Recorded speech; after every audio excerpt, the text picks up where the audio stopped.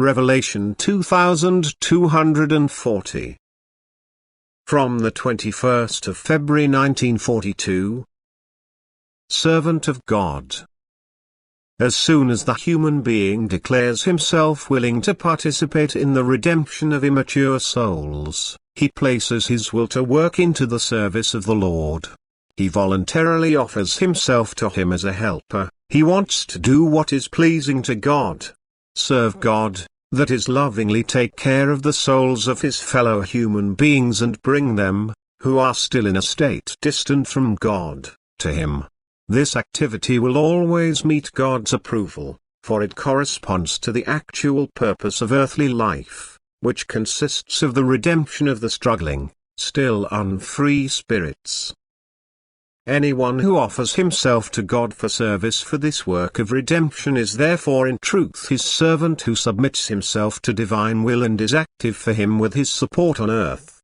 To be in God's service is exceedingly beneficial, for His grace constantly flows to a servant of God.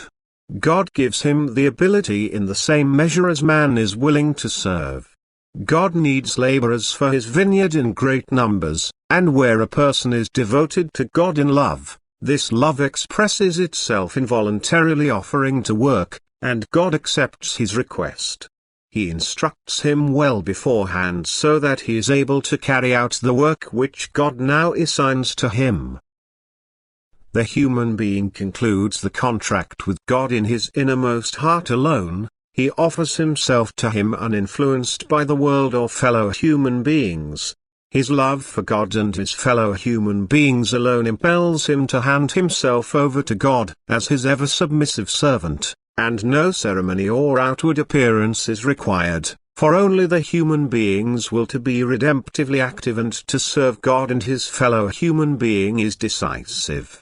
Thus the Lord calls these His servants. He gives them His word. He instructs them in the Spirit, and He gives them strength and grace so that they can now also exercise their office and be industrious laborers in His vineyard. They have a great task ahead of them. They have to be the mediators between God and people.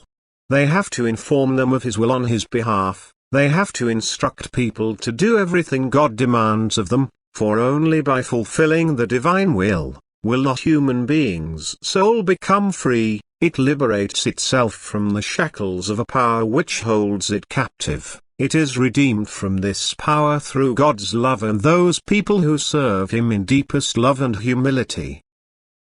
Amen.